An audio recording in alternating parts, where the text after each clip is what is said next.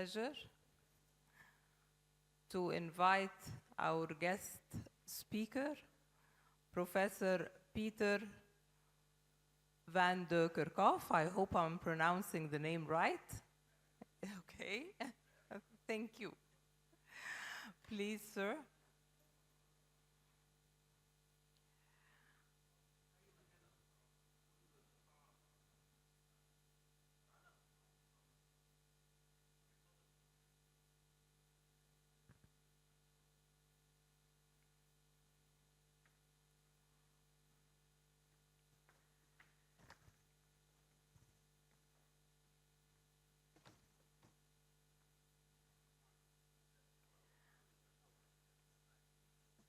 So when we're starting our combined session between our very eminent dermatologists and our very eminent rheumatologists, and I would start by welcoming our guest speaker, Professor Peter van de Kerkhoff.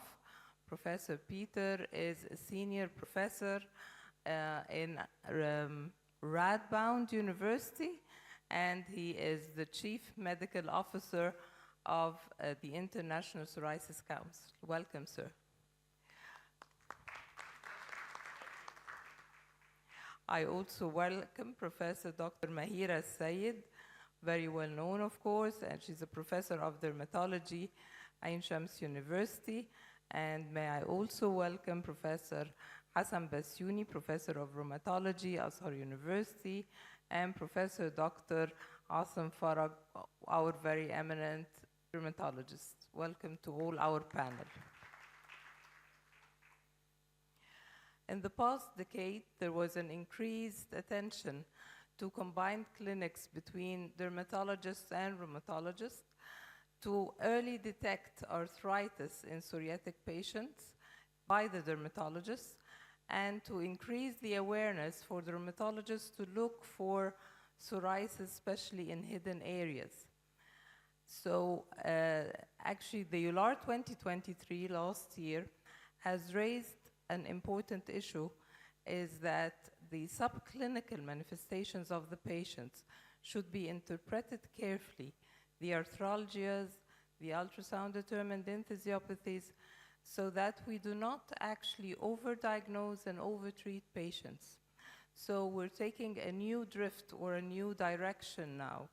So may we start by asking our eminent dermatologist, do you think that the rheumatologists see every red, itchy, scaly rash as psoriasis? Because we're very much aware now, and any patient complaining of joint pains, even if not arthritis, we start looking for skin rashes, and any red, itchy, scaly lesion, we consider it psoriasis, or at least we suspect that it is psoriasis. So Professor Peter, would you please tell us what you think?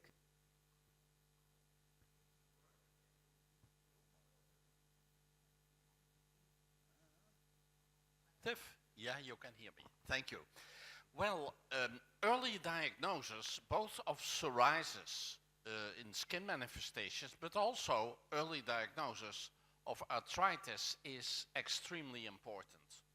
That means that dermatologists are seeing patients where there are early signs and symptoms of arthritis, but vice versa too.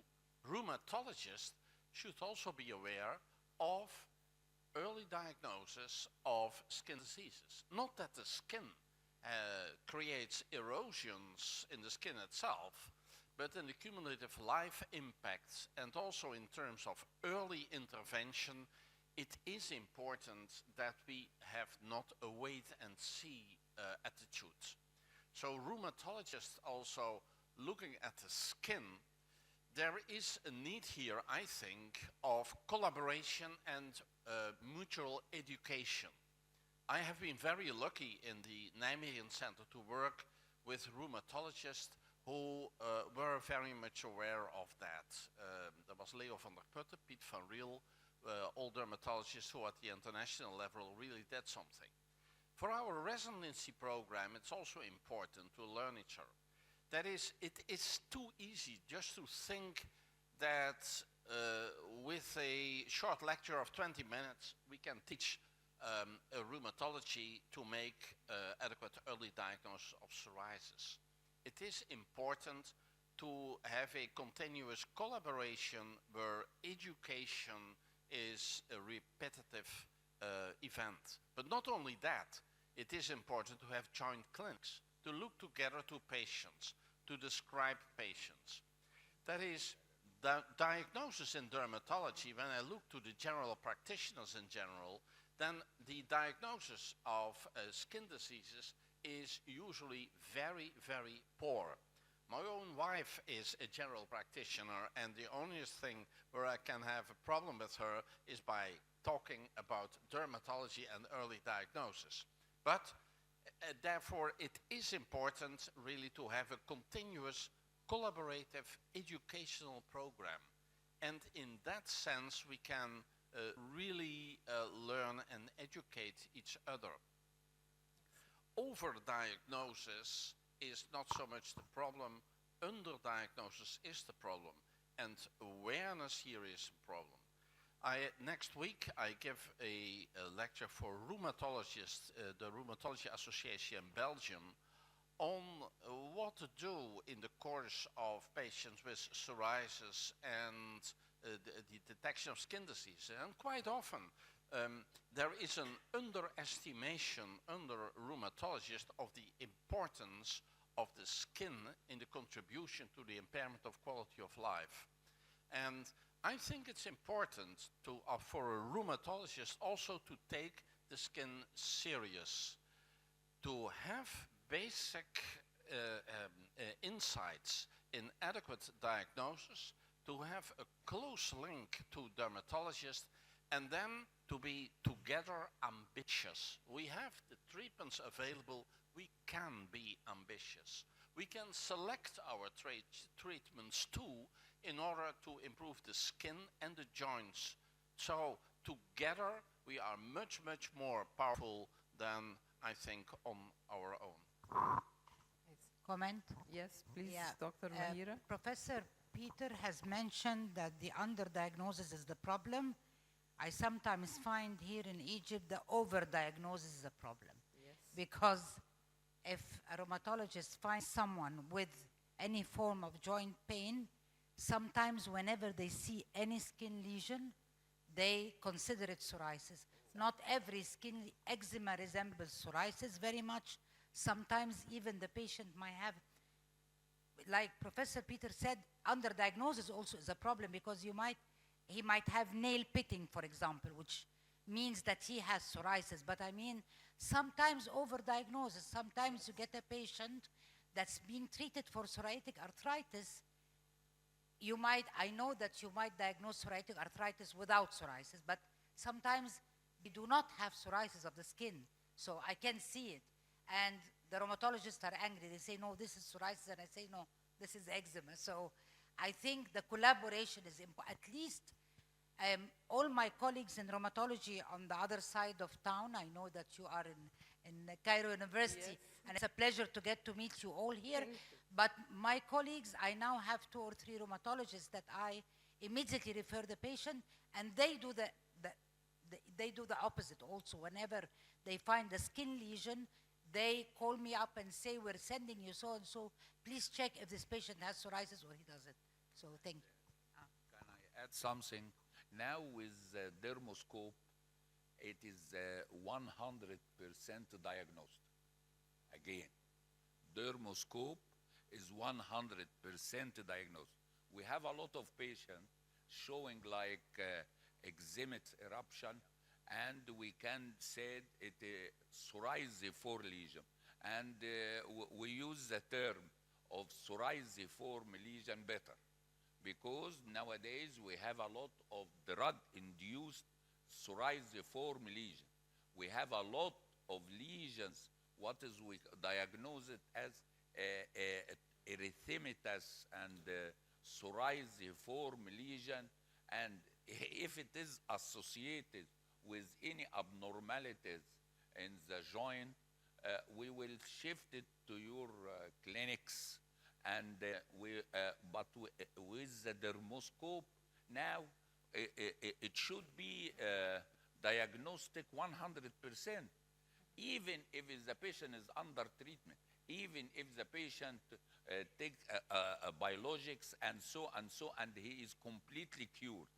The problem now is with the use of a lot of biologics, the patient, this will be, looks strange, the patient forgot that he has a psoriasis, and he will go to have اسمه ايه جواز يعني marriage and so, and he said to me, I am going to tell them that I have an old disease, but we know that once psoriatic is always psoriatic, once psoriatic, and with affection of the joints, I think it is permanent, and he will found his hand and so and so and so. But please don't forget dermoscope. Dermoscopy, it is one of the best diagnostic measures before and better than biopsy, because biopsy, it is a psoriasis. All the lab of dermatopathology will come to you psoriasiform lesion, not psoriasis, and it makes a lot of difference. Thank you. Yes, thank you, Professor. Well, I'm very happy to hear all these comments, but actually, for rheumatologists, rheumatologists have become very sensitive to most of the skin lesions seen in our practice, because the question is not only PSA. We see skin problems with the Behçet's disease, with systemic lupus, with many other diseases. So we are very much sensitive to the presence of any psoriatic patch. And the other point is that usually we do not miss the presence of a skin problem. Why? Because when we examine our patients, most of the patients we have to see their lower limbs totally exposed. We have to see the upper limbs to examine all the joints. We have to see the spine. So it's usually we can pick up the presence of a skin lesion. And it's not only this, the pattern of arthritis that we have is very important. The pattern of arthritis enlightens us that if this is the pattern for psoriasis and what kind of psoriasis. Yes. You understand? Yes, and this takes me to the rheumatological perspective. Professor Hassan, if you could tell us that not all joint pains in psoriasis is psoriatic arthritis. I Yes. mean, not every psoriatic patient complaining of back pain, knee pain, pain in his hand, this means that he is having psoriatic arthritis. Would you please elaborate on that? Oh, yes, this is a very important point, because in many of the cases, the joints may not be a psoriatic joint. Suppose that the patient has got an old degeneration of the knee, for example. Putting into consideration that usually we miss the presence of a septic joint. Not all septic joints are so hot and so full of effusion. Some cases pass undiagnosed. We have to take care of this. The spine is usually, the patients may suffer from spondylosis of the cervical spine, of the lumbar spine, sometimes of the sacroiliac joints in females. And you see that all these kinds of different types of arthritis that we have to differentiate them and put them in, categorize them in order to pick up the real cases of psoriatic joints. Exactly. So, Professor Peter, actually, how often do you see patients with arthralgia that develop into arthritis and psoriatic arthritis in your psoriatic patients? Well, it is a continuous awareness, and every patient you should be aware, and also you should discuss it with your patients and tell, in order to not to miss early early appearance. I see it quite frequent, I should say. I think that my patient, but okay, it's academic center. We see more complex patients, I should say that. So that's not representative for the general population. But I think that of my patients, about 30%, 40% of the patient has joint involvement. And usually they are well controlled, these patients, with medication, but quite often they have also overt complaints. But with slight complaints, I have the luxurious situation that the rheumatology care has a good capacity. So, and I am also very happy to ask the view of the rheumatologist then in that situation, just for reason to diagnose adequately in an early stage, not to miss actual disease, actually to know whether there are erosions, and during the treatment also to have some form of a follow-up, that there is no disease progression. For I think that is important, that we can prevent that. Professor Hassan, is it important to differentiate in these patients if the pain is inflammatory or mechanical as well? So can you give us an emphasis on that? Yes, this is an important point, to differentiate the joint and specify if the pain in the joint is coming from an inflammatory origin or from a mechanical origin. The character of pain is totally different, because if you're talking about a degenerated joint, usually the pain starts after putting the joint into rest for a while, especially in the morning, and when the patient wakes up in the morning, there may be some kind of a stiffness. The inflammatory is something else. The inflammatory is pain all over the day, hotness, effusion, and of course this is the clinical. But if you are putting into consideration also the inflammatory markers, then this is a huge differentiation, because in inflammatory you will have all the set of inflammatory markers positive, and in the degenerated you will have you won't have all these markers, except, for example, high sensitive CRP, which may be present sometimes in degenerated joints. So actually, as you are saying, it's very important to differentiate between the two, because this is going to impact the diagnosis and the further treatments. I think we also miss the coexisting other diseases. I mean, a patient can have rheumatoid arthritis and psoriasis. He can have gouty arthritis and psoriasis. So I think we have to broaden our point of view a bit, and not just to concentrate that every skin lesion and every joint pain or arthritis is psoriatic arthritis. You know that I just want to add something. You know, we are very lucky in Egypt that we are overdiagnosing gout. Gout has been overdiagnosed in Egypt, and all the hyperuricemic drugs are being prescribed like hell. This prevents us from seeing all the, the advanced stages of gout, with all the inflamed joints and degenerated joints and deformed joints, to be confused with other things. Professor Mahira, in the era of biologics, do you think that methotrexate is no longer the cornerstone of treatment in psoriasis? Did it take a step backwards? Methotrexate will remain for us for the skin lesions, because you know that, of course, biologics have revolutionized the treatment of psoriasis, definitely. But I mean, in a lot of cases, you need something effective, reasonably priced, and the patient can continue on it for a long time. Methotrexate, for us, we use it a lot, and I think we were talking about it the other day, that it's a very friendly drug to Egyptians. I don't know why. Everybody, if you read, I don't know, you use it more than we do.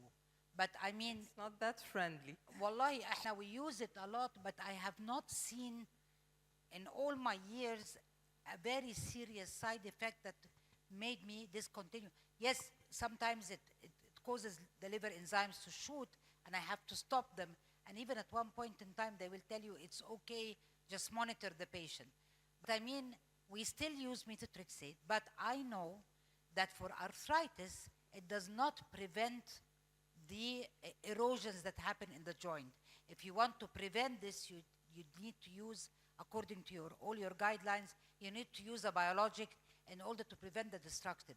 But for me, we usually start, especially, for example, now we're talking about the health insurance, we have to start with a systemic drug, and for us, the gold standard, we still do use methotrexate. We use it injectable. The results are reasonable and satisfactory.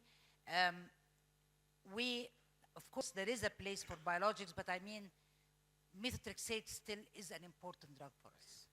Yes, Can I of add course. something? For us, again, we have to start with methotrexate.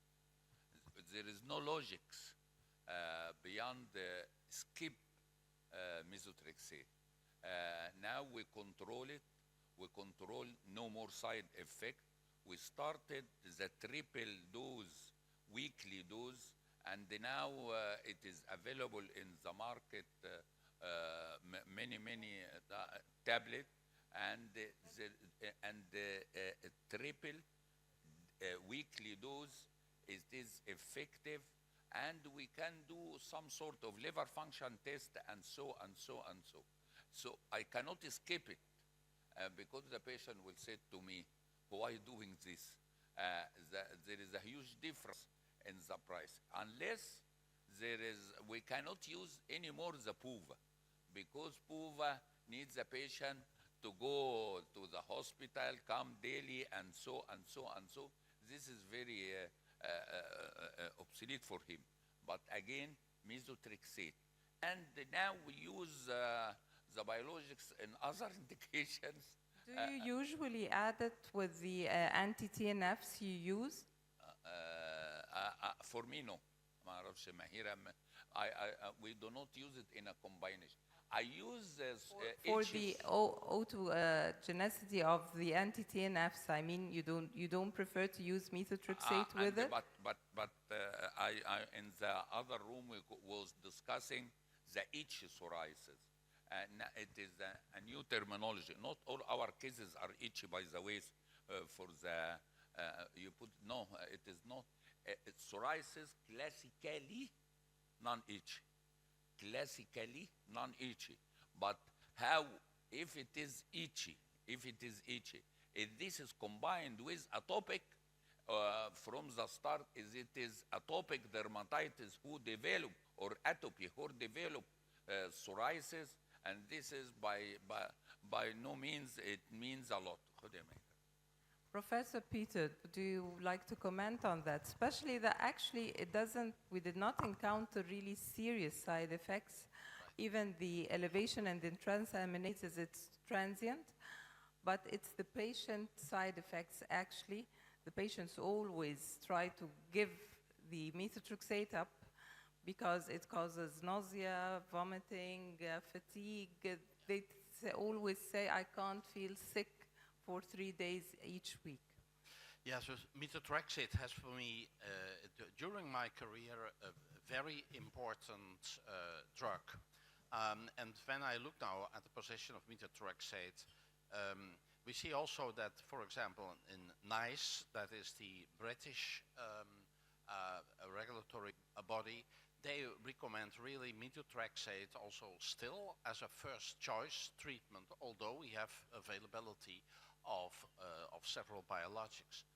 The side effect of methotrexate, in my experience, is that the issues like nausea, the headache, the smaller side effects, the intercurrent decreases in blood counts, by adequate follow-up and motivation of your patients, you in general can handle that. That is a possibility. You should be aware here, of course, very much of drug interactions. And in your healthcare system, that should be protected. For we lost one patient who was treated at the same time with trimethoprim and an antibiotic. And the patient got a pancytopenia. This happened outside our hospital. It was about 25 years ago that happened. Dramatic situation. But that is a situation that of course, methotrexate is sensitive here for the issue of drug interactions. We should realize that. But further, we have still in the times now of biologics a considerable group of patients who are doing very well on methotrexate, and that is often low doses of methotrexate, and and when the response is quite adequate, the patient is used to that. I don't see a reason really to change then the drug. And there are patients with more than 25 years methotrexate, so a very long-term history. And in the past we did liver biopsies. Dermatologists, not the rheumatologists, but the dermatologists had some time in their guidelines that we had to do liver biopsy, and that was more dangerous, the liver biopsy, than methotrexate itself. And we stopped that, of course, for the guideline development was such that that was not needed anymore. So, answer to your question, methotrexate still in times of biologics remains a nice drug, not for all patients, for a proportion of the patients. But when the patients are doing well, I think you should keep going with that. And in that respect, we can treat patients with psoriasis also with the less expensive treatments and have the availability of the budget for the treatment of those patients who really need these innovative drugs more, that they can get that. It's also a form of organization of access to care for that the patients get their appropriate treatment. Thank you. Professor Hassan, if you have a patient with severe arthritis, would you just give methotrexate and wait for the 6-8 weeks for it to start to be effective? Or would you think in the era of biologics, why don't I start a biologic right away and make a combination if you're going to give a TNF inhibitor with the methotrexate? And how often actually do patients adhere to the methotrexate? Because once they feel better, the first thing they stop taking is the methotrexate actually. Well, first, I'm very happy that the point of view of dermatologists is okay with the way we think also as rheumatologists, because we consider that methotrexate is a cornerstone medication in the treatment. I'm not going to talk about psoriasis, but for PSA. And it's also one of the recommendations that we have to start with methotrexate. And if we start with methotrexate and if the patient improves, then this is wonderful. We can continue on methotrexate alone. But if the patient, there is a secondary failure, or the patient needs a biologic, we are going to shift to a biological agent.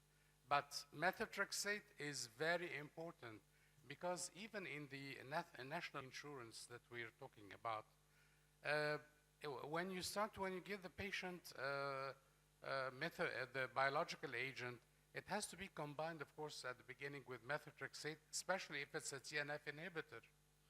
Because when the patient improves and you're starting to think about letting the dose get smaller a bit, then there must be something else that the patient is leaning on.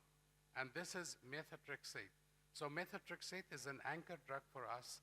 And I would start, for your question, with methotrexate and then see if the patient improves well and good. If the patient needs another assistance, we add a biological agent. Thank you. Of course. I want to ask you, Professor Hassan, about something.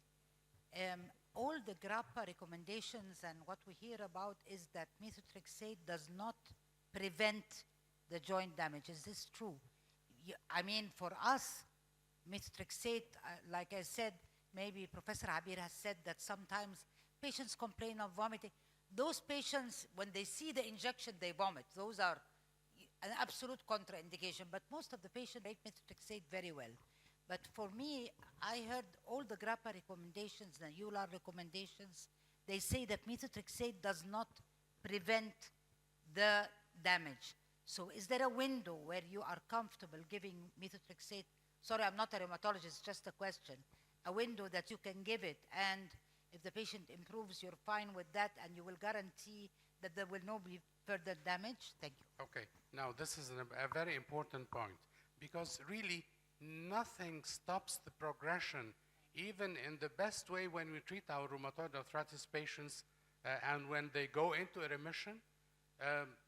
Really, there is something also going on all the time. We only slow the progression of the disease so that it doesn't make any further damage. But methotrexate for us, it has been proven that methotrexate slows the progression of the damage for the joints and the erosions, and this has been proven in many studies before, not in PSA only, but also in rheumatoid arthritis. So it's very important that we consider methotrexate as a drug that will slow and may prevent or delay the appearance of erosions. And I'm sorry if you allow me to add, Professor Hassan, it's a very effective drug for arthritis, actually. Some patients are refractory, as they are refractory to biologics as well, but it is a very effective drug. But I want to ask, this is the normal ordinary psoriasis, but we have a complicated cases of skin psoriasis. We have different types of psoriasis. We have the erythrodermic type. We have the pustular psoriasis. Although we now agree that it is not any more psoriasis. However, difficult to treat sites of psoriasis. We have the palm and sole. We have scalp psoriasis. It is very common nowadays. Scalp psoriasis is very common. But now it is not the ordinary psoriasis. Yes. Especially if the patient will go from us in the erythrodermic type. I have to think how to stop the treatment. And this is a question for Dr. Mahira, and I have to stop it. Could the biologics treat such a patient? Actually, Professor Asim, this takes us to the following question, which is, are we throwing darts against the wall in managing patients with psoriasis and psoriatic arthritis, meaning we don't really know which drug to use. We have a good variety. And the problem is that the skin and the joints, as we said, they don't go hand in hand. We just see which domain is actually the dominant one. But what actually do you do, Professor Peter? I mean, when you give a certain biologic for the skin and it improves, but the arthritis did not. So you refer to the rheumatologist, he might give another biologic. What actually do you do in your practice? Well, it's a very good question, very relevant question. There are situations that the rheumatologist is saying, well, let's treat this patient first with an NSAID, IED, and you continue your treatment with either phototherapy or even a topical treatment. So it's not always the case that when there is a psoriatic arthritis that we move to one of the treatments which are effective in both situations. But in general, we as dermatologists are very much aware in our treatment choice whether we give a drug which also is effective in psoriasis. So we will not give cyclosporin then in a situation that there is psoriatic arthritis. We will not give dimethyl fumarates, which is not effective in psoriasis, and not acitretin, which is not effective in arthritis, but be more inclined to treat with methotrexate or with an anti-TNF. And in that situation, it is important that we choose the most optimal treatment for both conditions, and that in this way we are also more frequently in contact on a per patient situation. For the treatment selection in patients with psoriasis is complex. It is on one hand, of course, the skin, which is morphological variance. It is the joints, which is morphological variance. But there is the patient itself with its morbidities, but also the patient, whether the patient is in a hurry or not in a hurry. Sometimes a patient can be in a hurry with the tendency that the skin develops to erythrodermic psoriasis, for example, or the patient is in a general situation in his life that he cannot wait for a very long time for an improvement, and that all influence the treatments. And therefore, it's best to personalize the treatment in a good in a good conversation with the rheumatologist together. Not that we have to see always together the patient, but actually to have a regular structural meeting with them is very helpful. Yes, I totally agree. Professor Mahira, what do you think about the choice of biologics in patients with psoriasis and psoriatic arthritis? And back to what Professor Asim said, that about the difficult or not the simple psoriatic cases. Well, if the patient has arthritis, I need to consult with the rheumatologist definitely. Because to me, like you said, arthritis is domains. Some domains respond to certain biologics while others don't. I wouldn't know about that, but I will definitely, like Peter was saying right now, I won't go for acetretin, for example. I won't go for cyclosporin because they don't work with joints at all. But I will definitely consult with the rheumatologist to see which is the best biologic that will work with both the skin and the joints. In certain times, sometimes, and it happened, a patient will come referred from a rheumatologist on a certain biologic, joints very good, skin very bad. So here, it's a bit difficult. I need to call up the rheumatologist, maybe see if I can change the biologic, see if I can add something to the biologic, but this happens, by the way. And then there's the other way around. People might treat the skin very well, but the joints gets worse. Because I know you have domains, because each biologic works best in a certain domain. So this is your field, So not mine. actually, you don't mind cycling between biologics, because I mean sometimes what will, as Professor Asim said, in difficult cases or more complicated cases, what will go well for the joints actually will not affect the skin well. So you might choose a biologic that is more effective for the skin, but actually it's not the same for the joints.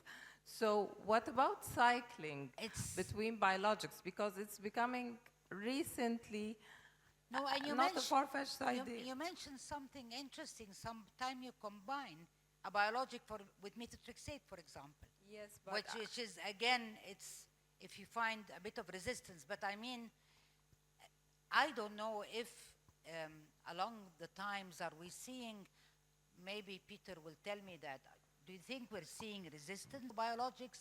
Do you think we're seeing less drug bioavailability and maybe patients are not responding enough? Are we going to see another generation? Are we going to have sometimes to combine two biologics together? Is this possible? What I meant, sir, is that at certain times, a certain domain is taking the upper hand, so Yeah. that might affect your choice. Yeah. And then when it goes into remission, or at have least it's another not problem. that active, the patient is aware of his joints then, which is not responding well to the biologic you give him for his skin. So do you approve of cycling, or did you Yeah. experience that? That is exactly, sorry that I am a little bit eager to respond, but you hit the nail on, very well. That is actually psoriasis of the skin and of the joints are not always in the same phase of activity. Actually, they are, as a rule, very independent. You can have very quiet arthritis and extremely relapsing psoriasis, and vice versa. You can have very stable lesions. So it is also not a rule for the rest of the life of that patient with respect to the selection of treatment. It is it is a chance really to discuss together and to say, well, in this phase the joints is much more a problem And then, of course, we can manage either with we give additional UVB phototherapy or something else, or sometimes the rheumatologist is saying, leflunomide in this patient is doing so extraordinarily well. And then we know that it's doing virtually nothing on the skin. But in that situation, we do a treatment which actually doesn't affect the joints at all. There is no fixed rule. Any fixed rule is wrong for a reason that the diseases have their own dynamics. Thank you, Professor Hassan. Do you like to comment on the choice of biologics in psoriatic arthritis? Yes, I think that your point of view is very valid, is that some patients may have extreme arthritis, and this problem is overcoming the problem of psoriasis, and in other patients, psoriasis may be overcoming arthritis. And for this reason, we have to select the biologic that is proper for the case, because some biologics work perfectly on axial SpA and on the spine in PSA, and they don't work very well on the skin, and others work on the skin perfectly, but they do not improve the spine. That's why we have to make a selection. Okay, thank you. So from your clinical expertise, and that would be our last question to discuss, to give the floor a chance, I'm sure they're eager to discuss with you and have a lot of questions. From your clinical expertise, is stepping down treatment and drug-free remissions, are they factual really or fictional? I mean, do you really step down the treatment, and do you have a drug-free remission periods in your clinical practice? Is it really true that we do have a drug-free remission, or it's just the rebound is always very rapid and sometimes severe as well? So Professor Peter will start from. Well, the first answer is indeed very practical. That is, indeed, in our center, we have a step-down scheme. We did some studies monitored by the patient registry that by increasing the time of giving a biologic, by increasing the, and we had a certain fixed paradigm to do that, then you can indeed reduce the dosage substantially in many patients. I don't like it personally very much for reason that in terms of quality of life, actually, there was not a decrease, but in terms of the PASI score, of the objective score, there was, the psoriasis got slightly worse. So it is more my attitude to try to hit in an early phase, actually, psoriasis, not actually in the first, meaning the early intervention, the first half year of the presence of psoriasis, but actually not to continue too long with topicals, and when a patient really needs a systemic treatment, then to have a substantially control of psoriasis, and to be ambitious. That and it is my experience that in that way the patient is a much better phase, and then that there is a possibility that at some time there are longer drug-free episodes possible, especially with the anti-IL-23 treatments. We see considerably long remission periods. And when we look to the experimental therapies around cell therapies, even remission periods of several years have been reported. So I think that the ambition for the future could indeed be the more long-term control of psoriasis in a way that we get through sustainable disease modification at some time, and that this could be the result actually of further treatment development. But for present, I think it is good to experiment a little bit to reduce the dosage at some stage, but remain ambitious and try to have a good control of psoriasis. Thank you. Professor Asim, what do you think also from your clinical expertise? Do you manage to have a drug-free remission periods, or do you step down the dose? Or? No. We have good experience with the biology, but you will be astonished that either I stop it or I continue. But the patient asked me the first question, when I'm going to stop the drug. Not the first question, it is the most important question. Yes. Till what? Till when? Because there is, I have many companies that is give a gift. There is a bank, and there is they give. But one question: how give me the time limit? Give me the time limit, and this is the problem. And because he can stop after even 6 months, 8 months, 1 year, but he want to do exact calculation. This is very difficult for us, because if it is cured at the beginning, and now we have a psoriasis in children, childhood psoriasis, it is very common nowadays, very common. And I don't know, and this is a question for you, the eligible when to start the biologics. Now we have many biologics that I can use it in children, but is it available for all the patient or not? Is it available for all the biologics? So because our patient can spend money for his children, not for him. I believe all parents do share that.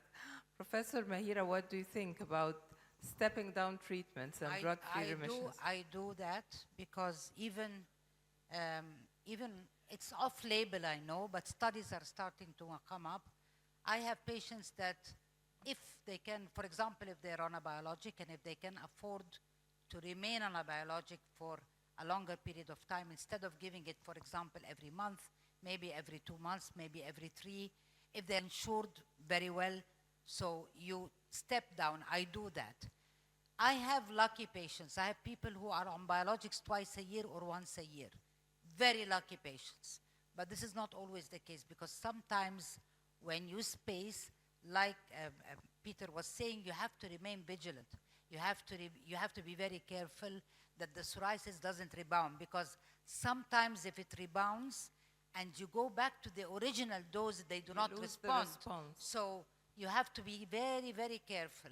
We have some areas that are resistant, so we can combine a topical treatment with a systemic treatment. It might help, because I know even with methotrexate, instead of, especially in children, for example, Asim was mentioning children.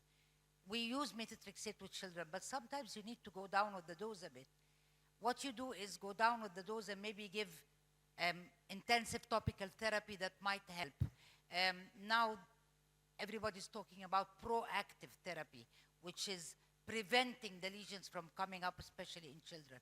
Yes, I do believe in stepping down, definitely. Have I had drug-free remission?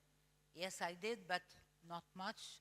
But this is, I think those are extremely lucky people. Thank you. Professor Hassan, what do you think about that?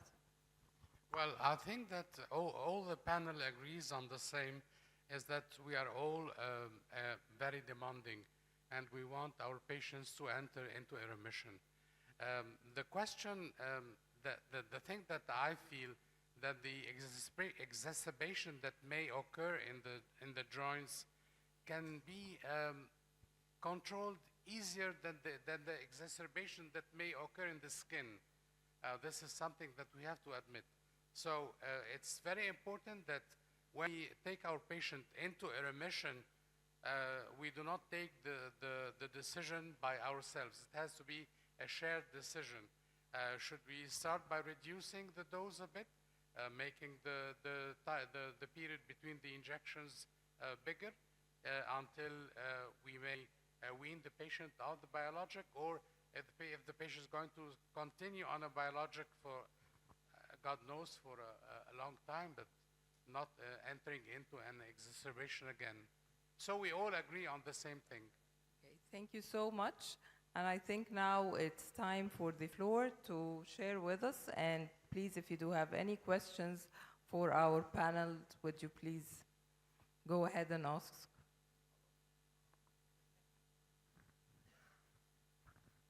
شكرا دكتورة عبير على التنظيم الرائع، واعتقد ان السيشن دي واحدة من اقوى السيشنز اللي موجودة على مدار اليومين. اولا لانها تجمع ده اسمه لقاء السحاب بين الروما والديرما. بروفيسور بيتر, it's a great honor to have you with us. بروفيسور حسن, بروفيسور عاصم, دكتورة مهيرة أختنا وصديقتنا الجميلة. سعيد جدا بالسيشن دي. I have two questions, please. The first one, why most of the dermatologists, they are using the methotrexate injection, not the tablet? You are not considering the tablet the same efficacy or what? This is the first one. Sometimes for reason of compliance, that is, with injection, you can just go to your general practitioner and get the injection, then we know for sure that compliance is all right.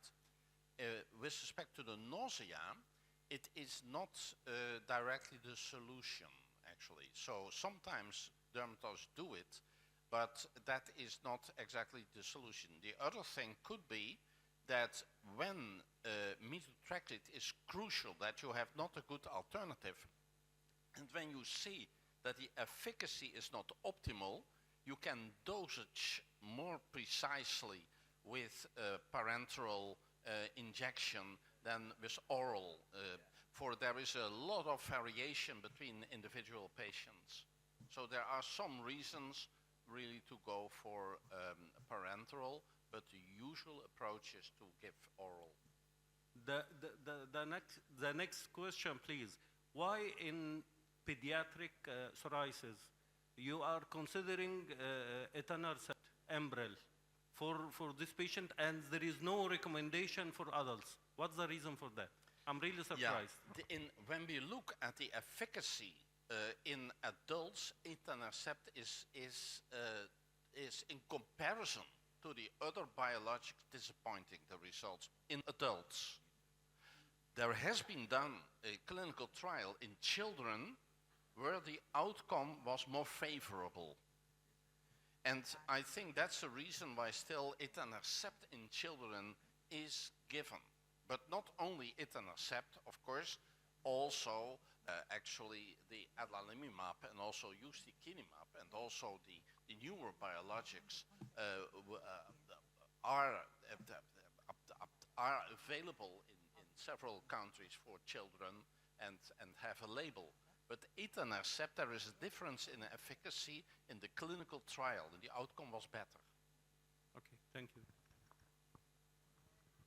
Maybe I'm not allowed to ask, but I cannot miss the chance of having our most eminent professor, Samir al-Badawi, with us without knowing very briefly your feedback about what we have discussed, Professor. I can't miss this chance, I'm sorry. Thank you very much, Abi. Very nice session, really informative. I'll just stop at one point.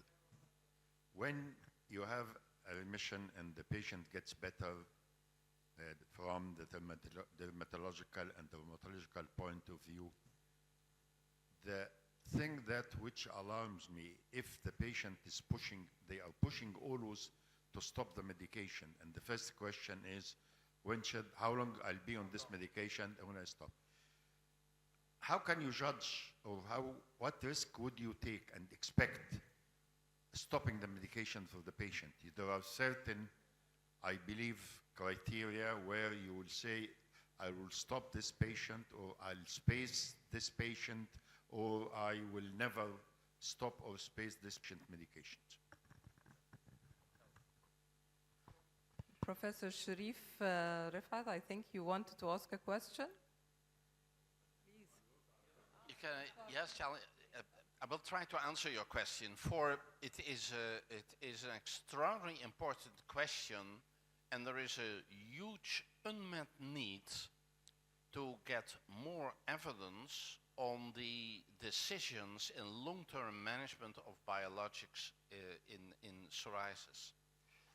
That is, when we started with indeed the treatment paradigm for the reduction of the dosage, we felt it is important in our patient registry to get a feedback what actually our actions are doing on the long-term course. For the individual patient, when I also ask it quite frequently during a talk, when I give a talk on psoriasis, the patient is now free from any lesion for 5 years.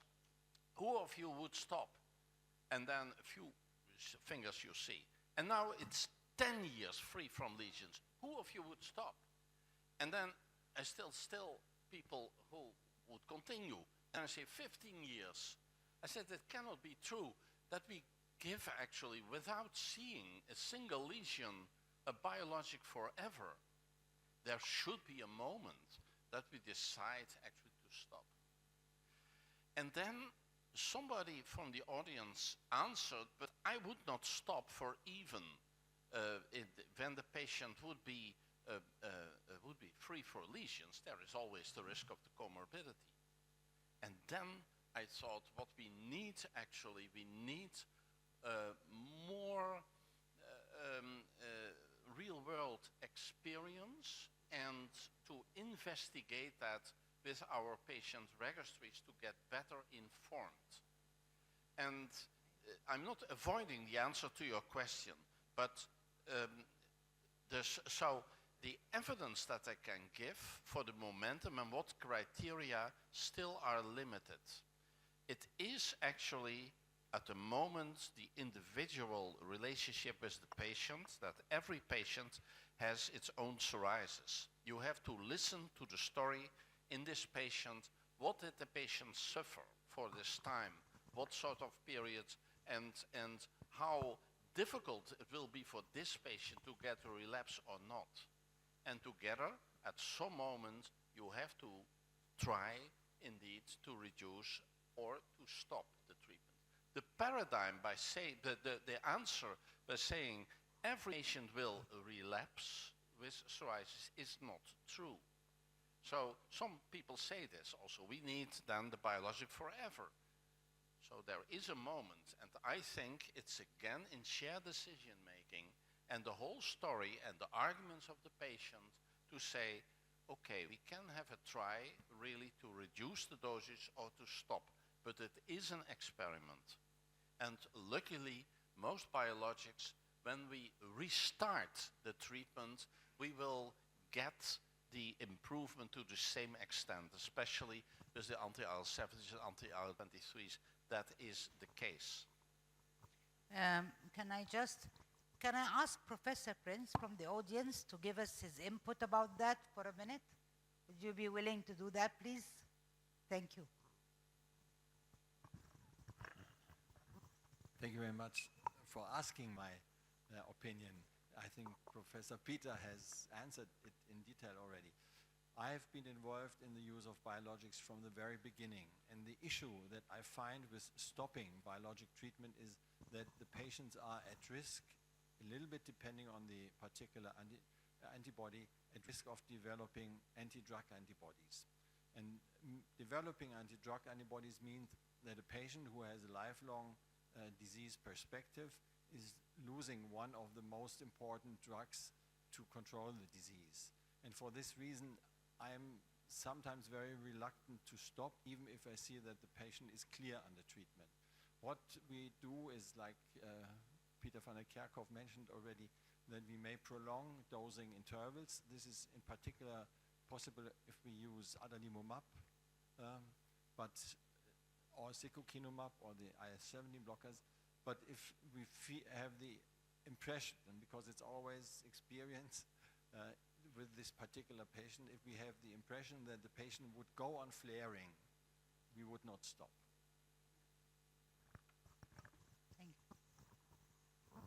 Any more questions? My question for dermatologist, what is the indication of systemic corticosteroid in certain cases of psoriasis? Who's going to Awesome. answer, me or you?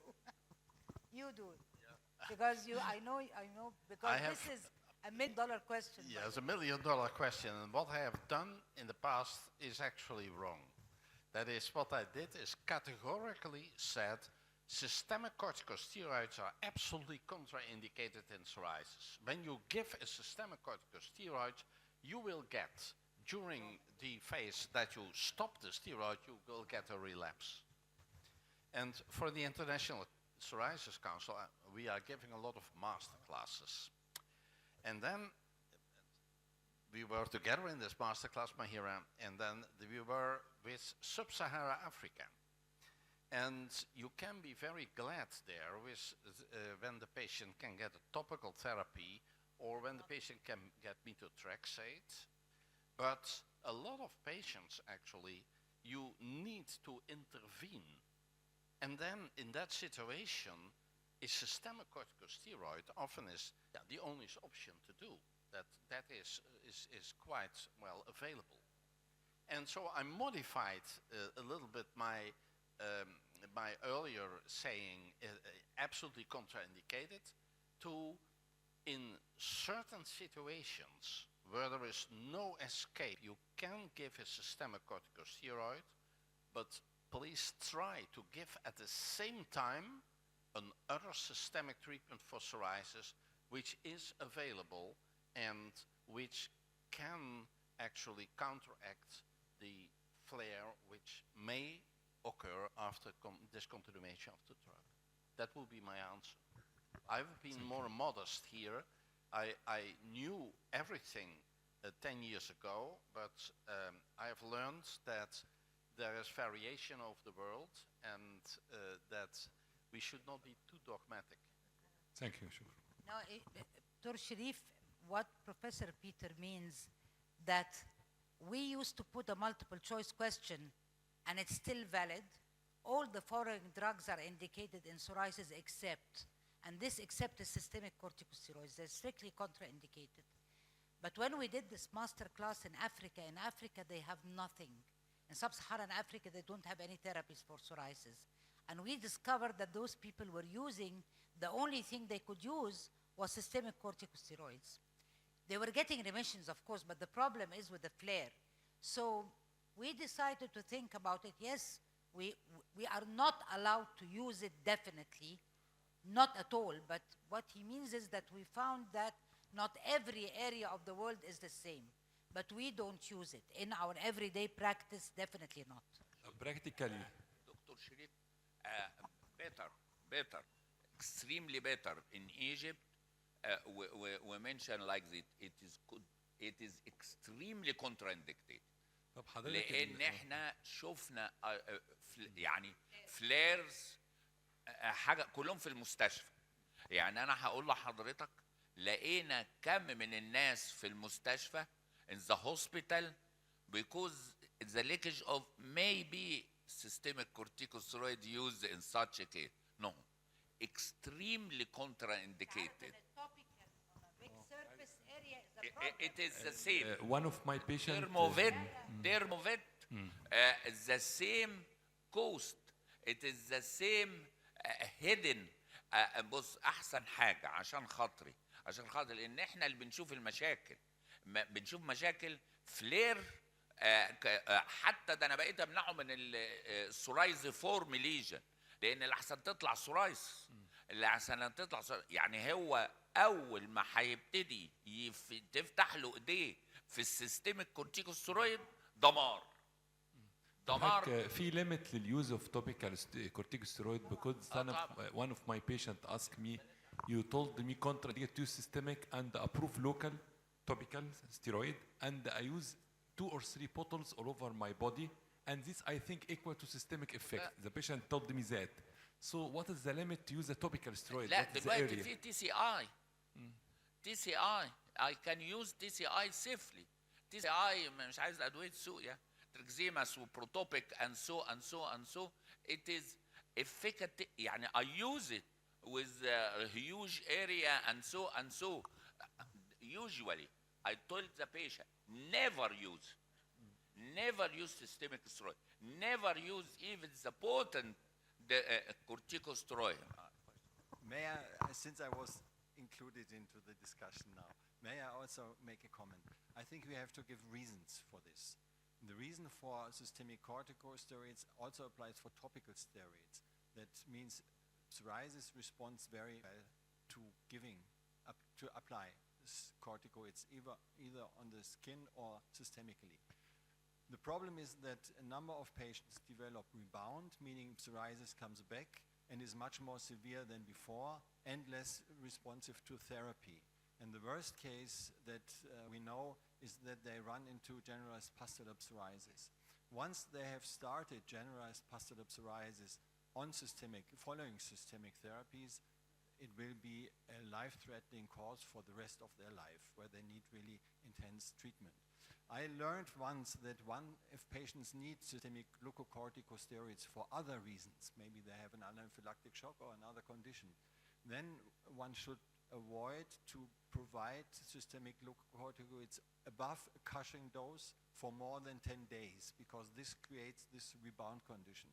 And if you then have to down dose glucocorticosteroids because you have given them for a longer period, you might associate it with methotrexate, even though it may damage the stomach, which is another condition in the combination from systemic glucocorticosteroids with methotrexate. But apparently, at least from the experience, methotrexate in the overlapping phase with reducing glucocorticosteroids may prevent this kind of relapse or rebound. And I think this is the reason why we are so reluctant to apply systemic glucocorticosteroids and say actually never. But sometimes there are occasions where we have to. Thank you so much. And now we come to the end of our session, and we appreciate your time and your collaboration a lot. Thank you so much, Professor Peter, Professor Hassan, Professor Awesome, and Professor Mahira. And I hope that the session would have been of benefit to you all. Thank you so much.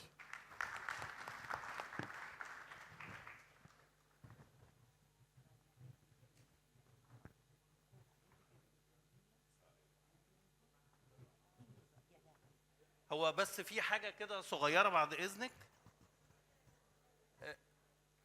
احنا نظرا لمجهودات أستاذ الدكتور سمير البدوي على مدار السنين اللي فاتت، لأن احنا بنعتبر الدكتور سمير فعلا، ودي الحقيقة، هو الأب الروحي للروماتولوجيست في مصر والميدل إيست. فدكتورة مهيرة خلي حضرتك معانا بعد إذنك.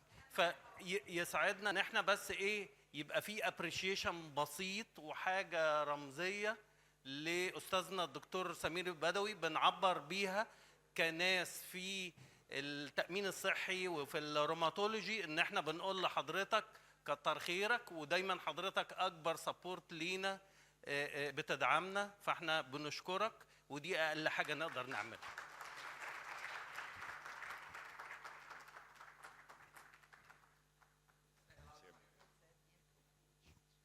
وطبعا ما نقدرش ننكر دور الدكتوره مهيره.